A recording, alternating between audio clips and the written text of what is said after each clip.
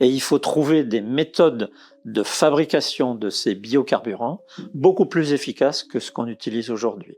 Donc on parle de carburants de deuxième, de troisième génération, on parle de production de biocarburants à partir d'algues, etc. Donc ce sont des technologies qui sont en cours de recherche et sur lesquelles on doit bien sûr beaucoup compter. Il y a aussi des technologies à développer sur les usages de l'énergie. Par exemple, les batteries qu'on utilise dans nos smartphones ou dans nos voitures, elles ont beaucoup évolué.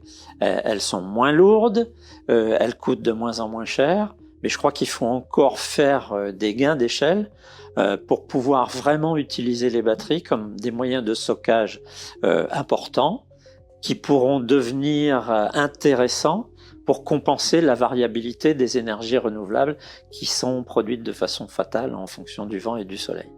Il y a d'autres technologies pour construire et concevoir nos maisons pour qu'elles utilisent de moins en moins d'énergie pour être chauffées l'hiver, mais pour supporter les températures qui vont augmenter pendant les périodes d'été. Donc on parle de construction bioclimatique, on parle d'isolants biosourcés. Donc il y a tout un domaine de production et de conception de matériaux qui va se développer de façon très importante.